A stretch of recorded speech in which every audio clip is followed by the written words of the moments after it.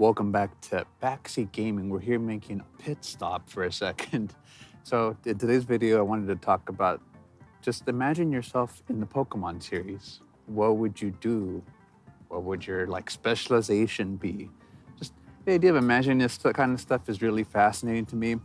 I think I based this off of a post saw on Twitter that I thought was pretty sad actually, where it was this girly pop who posted this GIF or whatever, but the caption being, I used to draw so much. I used to crochet. I used to watch movies. I used to listen to music and experience art.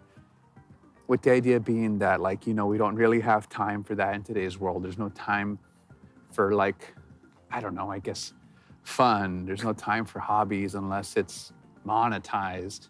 Funny, coming from the guy with the YouTube channel.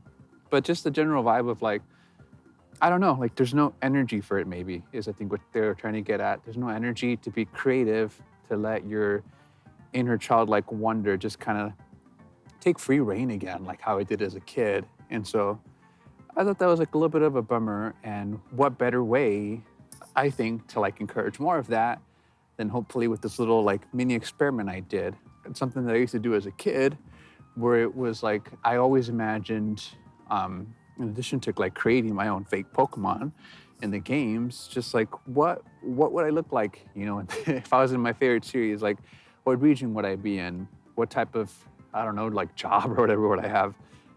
Not that they have really jobs in the Pokemon series, I guess, but this is just something to encourage that, childlike feeling of wonder. Again, I really encourage you to give it a crack yourself and ask yourself these questions and just imagine it. And same as me, draw yourself. I think it could be a fascinating experiment to see if more people decide to take up this whole art experiment. I've been really digging the whole drawing while filming these lately, but they do take up a lot of time. And I think people aren't too big on them, but they're a fun visualization. So I decided to give this experiment one more try right here. I've gone ahead and already filmed what I got up to, the time lapse or whatever of what I drew.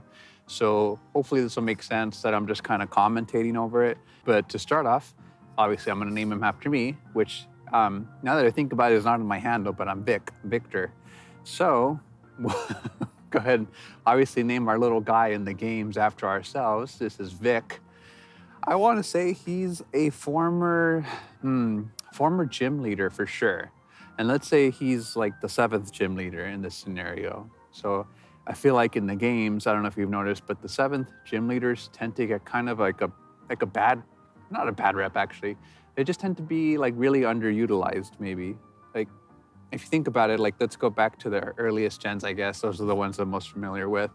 You've got, who is it, Blaine? Blaine is the 7th guy, sorry, in the Kanto region, which he always seems like he'd have more potential. You get that whole, Cinnabar Mansion mystery going on with Mewtwo, and he seems like he would know a little bit about that. I mean, he's got an active volcano on his home turf. I mean, his home is obliterated by the time you play Gold and Silver. But yeah, he doesn't really do much. He's got a great typing, great design. I especially love in Heart Gold and Soul Silver when he shows up looking like some kind of wise old gambler type of vibe. His animation's pretty hilarious. He just takes off his hat and his dome reflects. But yeah, speaking of Heart Gold and Soul Silver, when you play the 2nd generation, you get another old timer. That's Price, who also has that energy of you'd think he would know a lot more or be more involved in the story. He has this very stoic, wise energy to him. I think in the anime and stuff, he even is first shown meditating in the cold, which is pretty hardcore. He beat Joe Rogan to the cold plunge by a couple years. And then you get to the 3rd gen, which I feel that's Tate and Liza, I think. And they're not as impactful, I guess, but they still make a pretty good presence. I mean, they're the region's only double battle, so it's a real interesting gimmick, but they don't really have much involvement either. And then even in Gen 4, if I remember right, that would be also a nice type, right? It's the Ice Girl Candace, Ice Girly. But she doesn't get too much either, which is a shame because, maybe design-wise, she's pretty nifty, but nothing too stand out. But her town and then just the general location, the fact that it's so isolated and up at the very top of this, the Sinnoh Mountains, Yeah, I still feel like she gets really underused. So seventh gym leader, I think, for our guy here is pretty neat. I think it's a really neat position. I think if we had to pick a region for him too, I would honestly love to place him in the Sevi Islands in Fire Red and Leaf Green. If you've seen any video about the Sevi Islands ever, you'll know that they're like this location that are exclusive to the Gen 3 games, which is funny because they're technically in Kanto, I think, or maybe it's like I don't know, maybe it's like kind of like how Puerto Rico is like a U.S. territory, but not really a state. Maybe that's what the Sevi Islands are to Kanto. But the point being is that you can only access them in that specific generation. Like they never got used again. But they're a really like nifty concept. It's like the idea that there are these islands separate from the Kanto region. I don't really know where they are relative to everything else. But you get to kind of explore all these side missions. It's got like a similar vibe to the rest of the Kanto region, but different enough that like some really cool stuff happens there. You know, you get more lore about Lorelei. You get to catch up with like some extra Team Rocket shenanigans that look like they're gonna kind of set up for what happens in Gold and Silver. But yeah, I don't know why Game Freak is just allergic to reusing that idea again, or just doing something similar in like another game too. That would have been pretty nifty, but they never did. There's just lots of random little cool. I'm a big fan of unexplained like phenomenon or landmarks and stuff in games. So when developers put things that don't make any sense, like, and they're just kind of like for fun, you know, the Sevi Islands is like chock full of those. They have like that pattern bush, which is like a little like maze thing on the ground. And then they have altering cave, which we know now what it was going to be used for. But when you're a kid kind of exploring around, you're like, kind of like, what's the deal with this? Why is it called this? And then let alone, you know, you also get those caves where you can find Ho'o and Nugia if you were savvy enough to know how to use an action replay. Because, you know, don't tell me that if you ever did those events, you did them legitimately. You're lying. I know you bought an action replay like how I did. But yeah, Sevi Islands, I think, would be a fun location. Like if I had to pick a place in the games to live in, I guess maybe I'll do a follow-up, like, because the Sevi Islands isn't quite in the main region or whatever. So I don't know. If I had to, then I would probably pick the Hoenn region. That's where our trainer would be.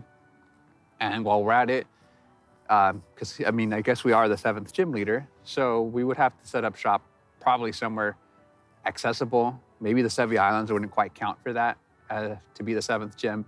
So considering that I like to be in Hoenn, because that's probably my favorite region, I think I will place my gym in Fall Arbor Town, because it's one of those towns that I think gets kind of really like underused, because it's a great town. It's right after like, you know, the main events with like the volcano. You have the route with the ash falling down right before it, where you can catch Skarmory and a bunch of other great Pokemon like Spinda. Poor little feller, great design, but kind of a bad mon. And it doesn't have one in the main games anyway, so I think it'd be nifty if this is like, I don't know, it takes place a couple of years after Ruby and Sapphire, and I've set up a gym in Fall Arbor because I think it's a great town, great location, lots of associations with the fossil Pokemon. So maybe like some type of rock or steel type gym would have made more sense. But that's what I'm gonna get at too, is that what are we gonna specialize in? That's another question I think would be fun to ask for your hypothetical trainer. So for me, I decided to focus in on the fairy type, kind of like a little bit of a secondary type thing going on. Fairy ghost, I think, is what we'll specialize in. By the way, if you're new here and you're really digging the vibe of these videos, you know, feel free to like the video and leave me a little comment, just even if it says hello. It kind of gives, I think, YouTube the heads up of like, hey, this guy's a small little channel, but he's got a cool thing going on here, you know, like recommend him to more people.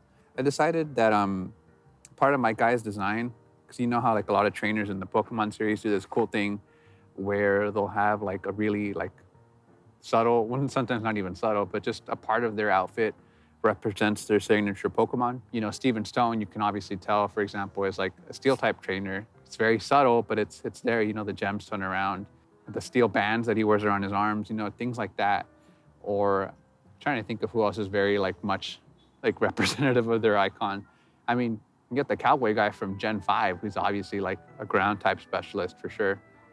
It's that kind of stuff, you know what I'm saying? So I'd like my signature Pokemon to be Togekiss, which if you saw my last video about my favorite mons, you would think a lot of those would make it onto this hypothetical team I'm about to tell you about. We're trying to build something that presents a challenge and kind of adheres to the fairy ghost theme we got going on. We'll start off with Togekiss as like the main one, because that's like my favorite mon of all time, probably is Togekiss. And he's a good old-fashioned fairy flying.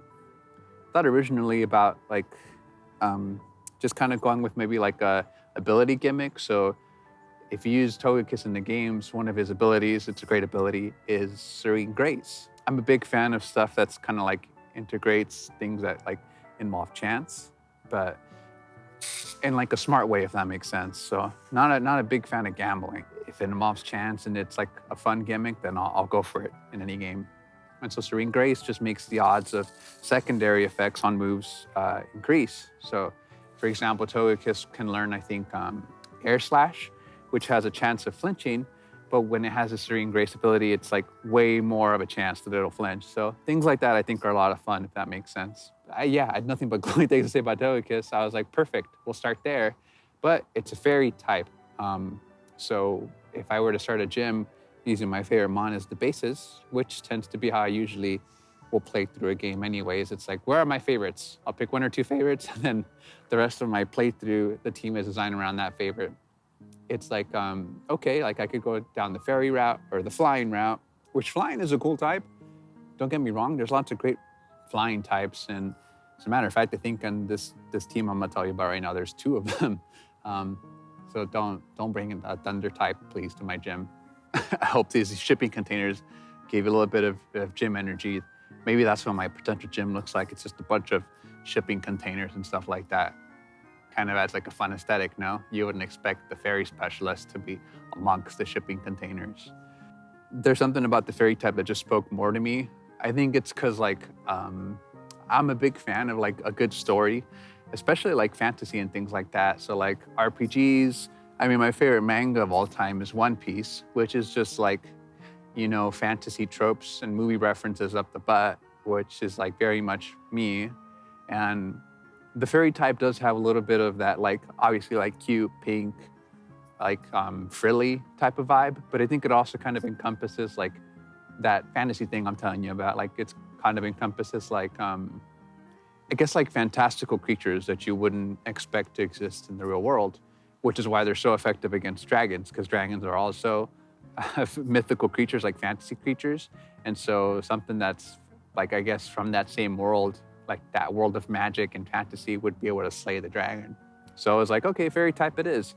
But I think I went with the ghost as a secondary typing because, I mean, ghost is great, first of all. Like some of my favorite Pokemon of all time are ghost types. But I think it just kind of goes super well with like I mentioned Steven Stone earlier, right? So like him, for example, like his specialty is obviously steel, which speaking of steel, we're right here by these big old steel towers, but we're gonna move somewhere with a little bit better light. But anyways, yeah, our boy Steven, he's a steel type specialist, but his little story that he's got going on for his character is that he also loves to hunt for rare gemstones. So he's a steel specialist, but on his team, you can find hints of that too. So he's got like, for example, the fossil mons on his team. I think it's like Cradilly and Armaldo. I think that's what they're, Armando, the construction worker. Those aren't steel types necessarily, but they gel really well because they're kind of like almost steel type adjacent, I guess. But then also too, it like kind of adds to his whole character of like, oh yeah, he's the guy that hunts for rare gemstones, which naturally means you probably would run into like fossils and stuff like that, like while you're digging around. So it would make sense that he would have fossil mons on his team. So his secondary type almost in the sense is like he's a steel type specialist with a little bit of like, just like a dash of the rock type thrown in. And so I kind of had like the same feeling about the ghost type for my potential hypothetical trainer or whatever. I really loved them as a kid. I used to design my own fake mons as a kid. And I remember my favorite one was this little feller who I think was like a dragon ghost. Mostly because I liked Giratina and I wanted to see like a non-legendary version of that type combination. I think also too, like I just have I'm a big fan of like horror. So just like really campy horror and stuff like that. And I've always been fascinated by ghosts IRL. So like Here's a fun example. Like I used to dig around on like early internet. They had this website that just listed every city in like California, which is where I live. And essentially, like it would be like a big listing by city where it would list reports of ghost sightings. So you could look up your town and look up like various landmarks and places in your town, and people would write their like stories, like, "Hey, I've encountered a paranormal experience here." Sometimes it wouldn't even be a story; they would just say like, "Yeah, there's ghosts here." That was it, and that's not that exciting. But stuff like obvious stuff, you know, like cemeteries and things like that would be listed about my town, and I always thought that was awesome.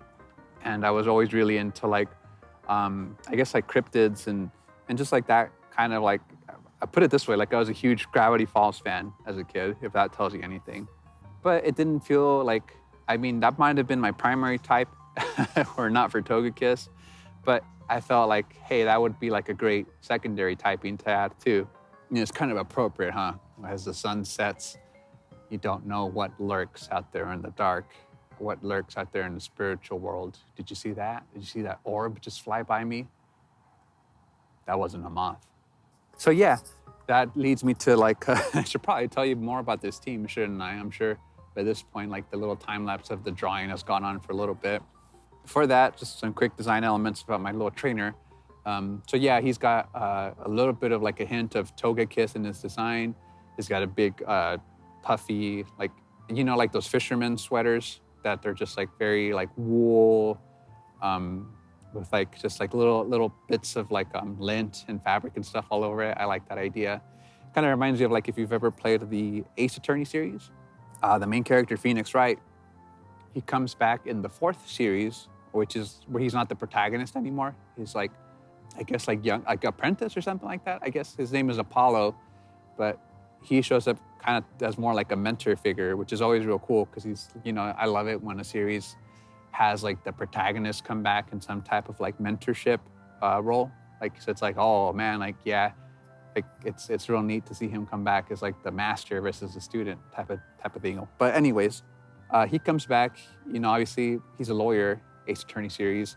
So when he comes back, you expect him to be like in his classic suit and everything. But no, he's like completely chilled out. He's wearing a hoodie and a beanie and like sandals and stuff like that, which is honestly like low-key kind of more intimidating in a sense where it's like he literally does not care. And he's an incredibly experienced lawyer. So like when he shows up just wearing like the most chill outfit ever, it's like kind of more of a presence even when he shows up to help you out in the courtroom. So that's kind of the energy I wanted for this guy here. He's got a little bit of a painter vibe. So there's paint splats on his pants. I tried doing like a Pokemon take on Doc Martens, didn't quite work out, but big, thick shoes, why not? That's pretty cool too. And then yeah, the beanie obviously has little bits. He's wearing a beanie, but instead of like how it is in the Ace Attorney series, we'll give him like a little Togekiss triangle with like a couple of the shapes and stuff like that. Great design. I have him holding a Premier ball because I just like how those look. But if our little guy's a fairy ghost specialist, you know, what better mon to include also than Mimikyu? Although I guess I should probably talk in the order that I draw them, right? Well, just know that Mimikyu is coming up. But after that, I tossed in Sableye on this team. I've always liked his design a whole lot. I love that he's a rare encounter. I love that he eats gemstones like a maniac. You know, it's like me eating rock candy for all of my meals every day. And he's always had like this prankster, mischievous vibe about him. He's a great mon. Remember being so floored as a kid because it was like, whoa, this Pokemon is a dark ghost, so it doesn't have any weaknesses. So I thought that was neat. Real shame that they kind of counterbalanced him, I guess, by making him like really not good stats-wise, low-key. But great mon, great design. I'm really glad he got a Mega Evolution. I think hypothetically on this team, he won't be the Mega. I just really like Sableye. And then obviously Hoenn, you know, favorite region. So had to have a good amount of Hoenn rep on this team for sure. Okay, after that, I think I'm gonna go ahead and move into Decidueye, actually. I think that's the next little feller I drew. It was either him or Sableye that came first. Whatever, if it gets knocked out of order, it's no big deal. But we put Decidueye as a ghost rep on this team. If you saw my last video, I would say Rowlet is my favorite mon from that generation. And because we're trying to make like an actual gym leader team, I mean, you could do something neat, I guess, maybe with like an Everstone, but I doubt it. I mean, it's a first stage Pokemon. Although it could be kind of cool, you know, it's maybe like a whole pirate energy. Like I have Rowlet on my shoulders that comes down and swoops in like Red's Pikachu, or you know. But no, I mean, I figured logically you would want the final stage. So Decidueye it is. Great design, anyways. Loved them during my Sun and Moon playthrough. Ghost Grass gives the team a nice bit of variety. I'm just hoping to include like a good variety for every single uh, type, but I mean, I didn't like any of the other Ghost or Fairy types enough to have that much variety. But Ghost and Grass is definitely pretty varied. So I mean, Ghost and Dark, and then Fairy and Flying, we've got a pretty good mix so far. But that's about it for Decidueye. I mean, just a cool mon, good variety, good moves, good everything about it. So hey, we'll include it here. We have also got our friend. I guess now I could talk about Mimikyu. Um, Pretty straightforward. I mean, I felt kind of like how do you say, like when you pick the popular thing or whatever just because it's popular, but it's popular for a reason. So I'm not the type to judge for that. Things are popular for a reason, and so is Mimikyu likewise. I mean, he's probably the perfect representation for a Ghost Fairy specialist because it's like, you know, I mean, you got both typings right there.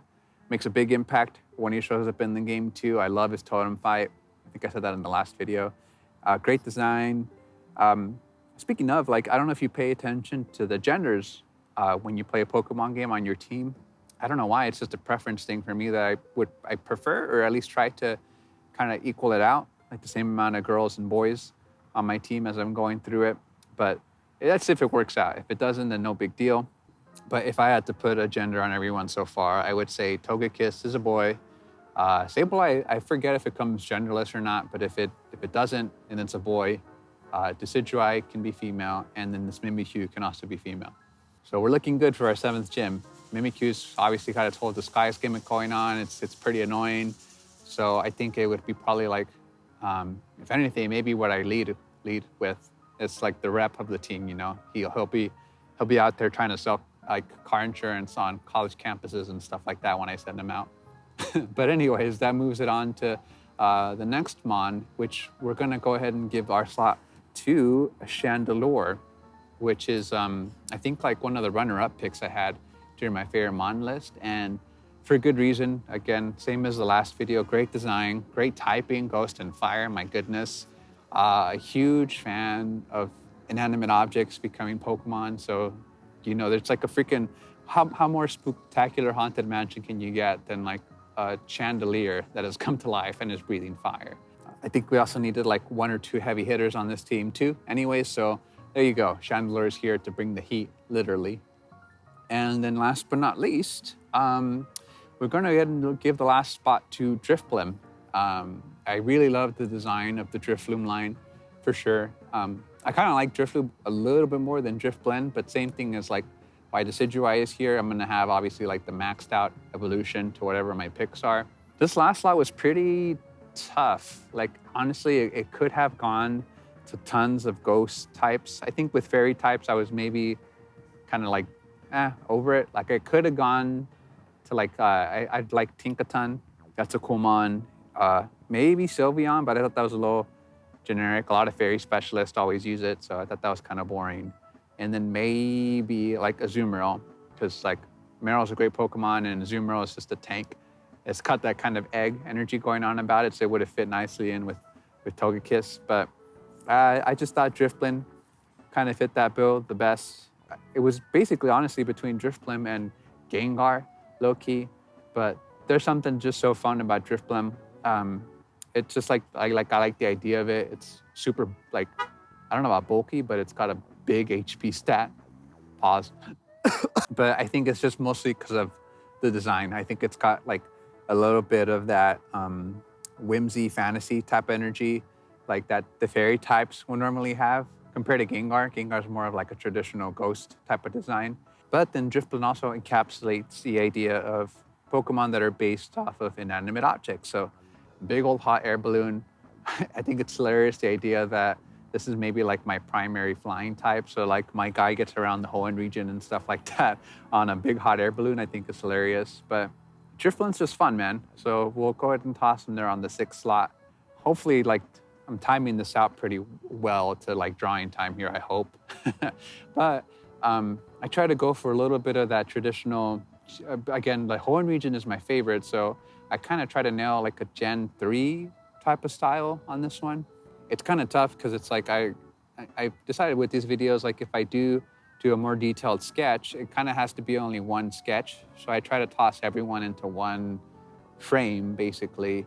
I wanted to do something that was kind of like, I didn't want to like be strictly like trying to make it look exactly like Pokemon. I don't have quite the patience or skills for that. And then two, I think it's a lot more fun when you kind of put a little bit of your own taste in it, for sure. Like I'm sure I could have gotten away with drawing this faster and more cleanly, maybe even if I had just drawn like from like the official art for all the Pokemon. But I did do my best to put everyone in a dynamic pose. I tried my best to like, you know, really ink it nicely too. Hopefully like I'm sure like I've gotten some like features on the Pokemon wrong. Like I'm sure it's like not quite on model, but again, I didn't want to just draw everything exactly how it looks like on like the Wikipedia page for the Pokemon. So I did try to inject a little bit of my own personality into these, but there you go. This would be Vic. He is the 7th gym leader in Hoenn, but if fate would allow it, he would be stationed on the Sevi Islands. Maybe it could be like an extra thing, like how the fighting dojo exists in Saffron. But for now, we'll put him in Fall Arbor Town. And I would love for him to be more pivotal to the story. Maybe his whole thing with the whole fairy and ghost typing thing is that he really loves to like do art and read up on history and stuff like that. So maybe he could have a bigger role in the story and just be more involved. But yeah, this is the kind of stuff that I would draw as a kid. Like I would just imagine like whether it was fake Pokemon regions or just injecting characters into existing ones. Like I thought of all the possibilities. I would design like these little maps and stuff like that of potential town names and like what the the evil teams would look like, what each gym leader would look like, what they would specialize in, especially when like Pokemon was only like maybe 4 or 5 generations old. It was a lot of fun to imagine like the possibilities still. And then I would try to fill them up with my own Fakemon, but I wasn't particularly very good at that part of it. So I think I only ever designed like maybe like 7 or 8 at most, but it was a lot of fun to imagine. And I hope with this, like it kind of encourages like, just go out and make things. Like I think there's this, again, need to like, you know, if you're wasting your time, if you're not doing something like, I don't know, like credible in your own head or monetized or whatever, but it really just comes down to like just doing it and just to not let go of that childlike sense of wonder, because that's kind of the thing that like guides you with the creative process. I mean, yes, you know, you don't literally have to act like you're 5 and stuff like that, but I think it's you can still be the responsible, capable adult and keep that, you know, as the main thing that gets you through the day. But whenever you need it, you can absolutely still open up that pipeline, you know. And I wanted to, I think, do this video as a sense of like, just kind of have fun with it and let that inner kid come out and just be genuine, you know, and just kind of doodle how it would doodle in class and just kind of imagine these fun worlds like how it would when there was no problems in your life. But these are all things that like when we encounter these situations in life, they're all things meant to test us, and we just overcome them and we learn from them and we keep going forward, and we don't lose access to that inner kid because we become more resilient as adults. It just means you should have the confidence to, you know, be exactly your authentic self. And that doesn't mean you have to stop being a kid. Just don't let, obviously, the kid take complete control at all times, but keep that avenue open. Imagine yourself in the Pokemon games. So I think that'll do it for this video. We're gonna go ahead and get back to the car where it's nice and warm. It's a little chilly out here, but this has been Backseat Gaming. This is my fake little trainer. This is Vic from the Hoenn region. He is a ghost, fairy ghost, specialist, and this is his team. Hopefully you dig the drawing. Please, if you decide to participate in this, absolutely send me, like, it doesn't have to even be a drawing, just send me like your, I guess, brainstorming about where you would be what would be on your team, what's the deal, what's job, story, whatever the heck does your trainer have. You know, maybe you're the champion and then that's awesome. Maybe I would have to report to you. I don't know if that's how it works, but the champions in Pokemon games are typically important. But yeah, if you could do me a favor to like the video and subscribe, leave me a comment again if you do decide to participate especially. I'd love to know what you come up with. But other than that, this has been this little experiment out here, and I'll catch you guys in the next video.